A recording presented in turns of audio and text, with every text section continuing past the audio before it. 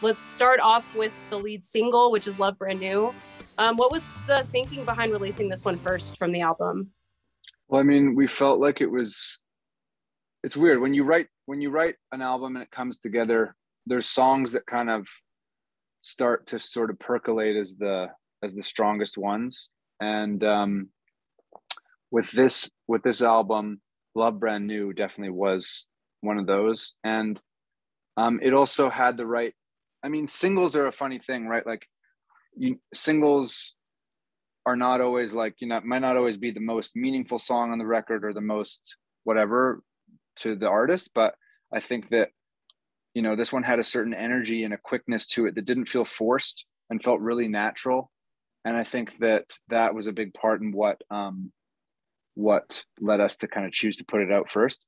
And also, we really felt like the lyrics that came out originally, the idea is about falling in love and experiencing everything as though it's brand new, like you're seeing it for the first time, and kind of trying not to lose yourself in that excitement and just be present in the moment. And I think that we felt like, given the time of our record release and what we've just all gone through as a society, it also had a nice double meaning of like this feeling of coming back out into the world after being locked away for so long and seeing everything that we used to love doing as if it's brand new again. So we loved that. So that was also a factor. Well, and it's certainly grabbing our listeners. They love it. Never Ending. Can you kind of give a rundown on that song as well? I guess Love Brand New, sort of like this big sort of post-rock, dancey, industrial, almost big triumphant song, and then Never Ending, sort of like a return to form classic sort of Bob Mosesy track. And it's dancey, but it's still got this really amazing sort of, how would you even describe the beat, Tom? It's like, it's not like reggaeton, but it's got like this really shuffly, it's dancey, but it's not stereotypical. It's shuffly. Floor. Yeah. It's shuffly and it's dusty and it's kind of like quartet, it's kind of like skippy and skiffly, but also banging. Yes. Which is like, and that's what really drew us to it. And then of course, obviously the lyrical content of Never Ending, and like this, like sort of very, this idea of not wanting, of realizing the potential of like something could end and not wanting to, and wanting to keep, wanting to stay in a moment forever, sort of. Yeah. And that like during also another song, Time and Time Again, that we have is sort of about a friend that we lost during the pandemic. And like kind of this idea of like when time stands still, felt like the world went on pause. And so we wrote a lot of songs that kind of like tapped into magical moments in our life that we like wouldn't want to end, or there was a lot of reflection, and that happened lyrically throughout the whole record. That sounds like a really positive take on it. Was that intentional for you guys? I know like the last couple of years has been hard on everybody. Did you want to put out a positive feeling album with a positive theme? Yes, I think that music making for us, and very specifically, well, no, the whole process. I was going to say very specifically lyric writing, but it's the whole process, like the thing that starts bubbling up inside you when you feel like you got to like sit at the piano or pick up a guitar or start making something in the computer. Like it's that feeling of catharsis, and sort of, it's our way of figuring our life out and processing stuff. And so I think that when we do that, we always want to have, there's always got to be a tinge of hope or positivity in there, even if it's sort of bittersweet and melancholic, Mm-hmm. And I think that, whatever hard things we've been through in our life, this pandemic included, we can get really sad about it and we can get really distressed, but we always both sort of default to finding the positive in it, because there's positive stuff in everything, even the seemingly most horrific thing. And if you can find those positive little gems and then focus on those and then enlarge them, that's kind of like the only way we know to get through stuff. And so that's what we wanted to do, and that's also just what we naturally did through the process of writing these songs anyways. So I think that's why the themes of the record, while they can be sort of deep and maybe a bit dark on the surface, when you get into them and you start feeling your way through them, they end up in a positive place. And that's kind of what we want to do with all of our music, but very specifically with this record, because it was so visceral and immediate and just like forced, like happening right now, you know? Is there any one song you're most excited for people to hear? I mean, we have I guess another single dropping with the record called Hanging On. And Tom and I are both really excited for that to sort of get a little minute in the spotlight.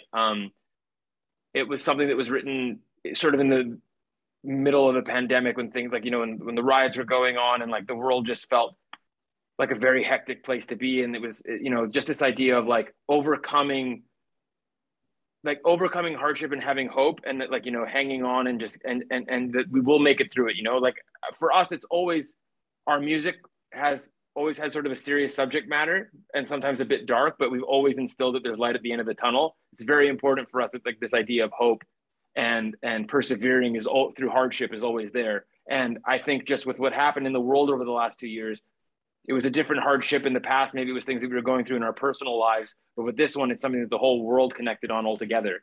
And so this song is kind of a very triumphant, hopeful, wanting to connect with people and wanting everyone to sort of rise up and get through it together. And like, that doesn't have to be limited to just what happened in the pandemic.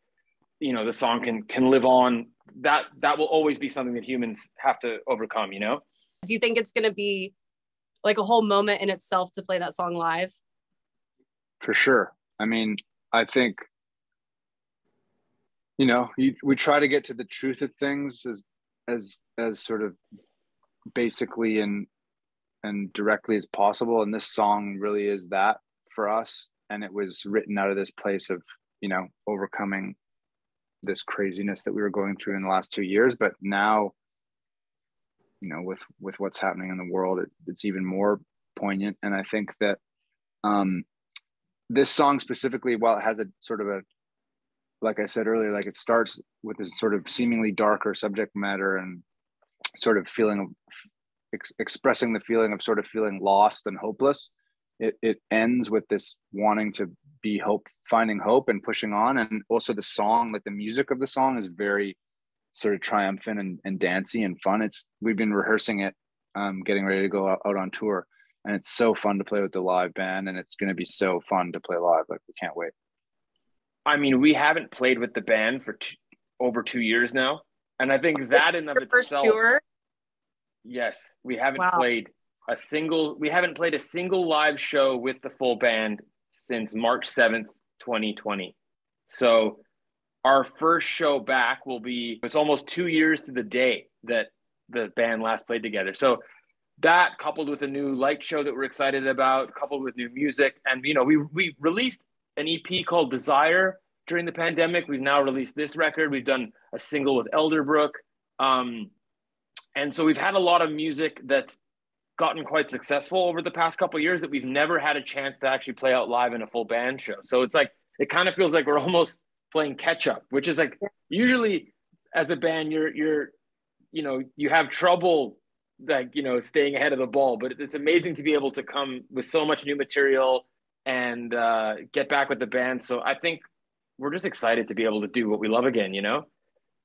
Yeah. How do you sit down and nail that set list down? Like, with so much new stuff that you're playing catch up with?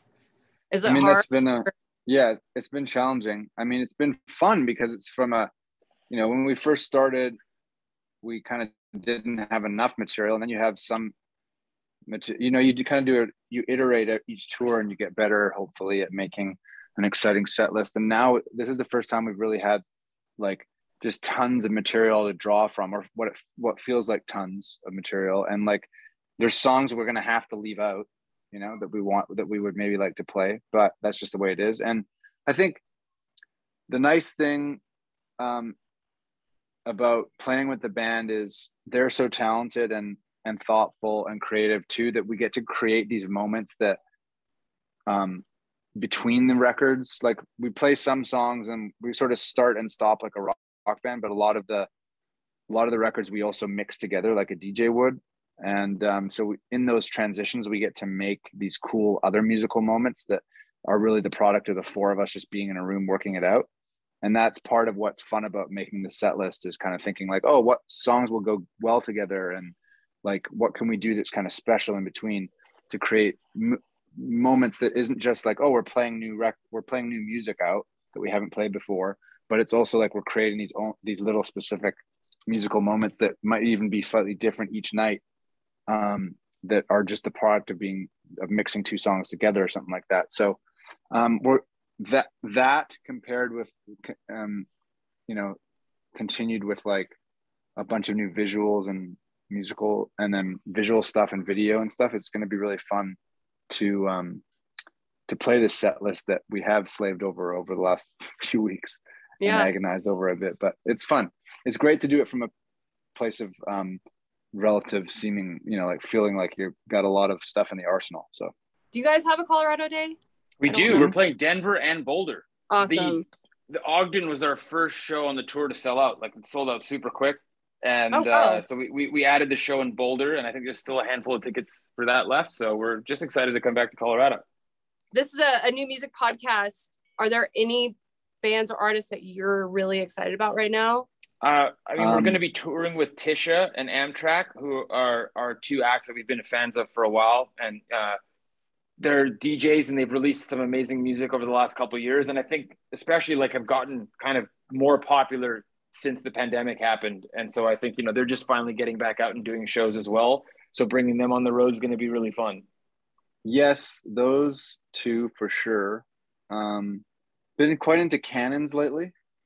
Yeah. I mean, you've probably been playing some of their stuff. That is all I'm going to say, because like for some reason I'm blanking on a few others, but no, there's lots of good new music coming out, and lots of, I feel like this is going to be a great year for music because tons of people have been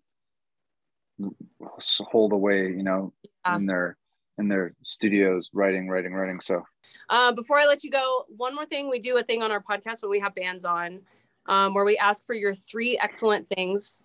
And so, 3 excellent things between you guys, whether it's band related or just good things happening to either of you. They have to be excellent. Well, it's pretty excellent. We finally have a record coming out. I'd say that. That's true. That'd be my number 1. How about you, Tom? An excellent thing, just in general, is pizza. Tom just said pizza. I have to agree with him on that. Pizza is another excellent thing. And it's something that in Los Angeles we've been trying to explore. Like the band started in New York, so we have a very sophisticated pizza palate, Sure. We're pizza snobs is another way of saying it. Love that. And I'm gonna have to go for the last thing. Is gonna be excellent is tour bus life, because we're about to get on a tour bus, and like it's so fun. Like it's like summer camp for adults. Like you're just with we're so lucky that we have a crew of people that we really love to work with, and it's just fun. Like, once you get the first couple shows out of the way and you get really dialed in, it's really just a month and a half of just the most fun you can have. And everyone's running, it's really hard work, but you bond in that. And so I'd have to say tour bus life is something that's very excellent, and we're going to get to experience that very soon. And hopefully with that, a lot of pizza. Yes. Yeah, it goes well with pizza. I asked like when people started getting back out after this pandemic, one of my questions was, what from the road and touring did you miss that you never expected to? One time a band, I asked them that, and they said gas station food, and I was like, that's like exactly what I'm I never thought I'd say that I miss truck stops, but I do. Right. So I have this, like, I've been saying this for years. Every truck stop, like there's this one called like Flying J or Pilot, and they're like, that's where the big huge semis pull up and get gas, and like in there, for some reason, in every single one of them, there's a glass case with like a giant $200 dragon statue.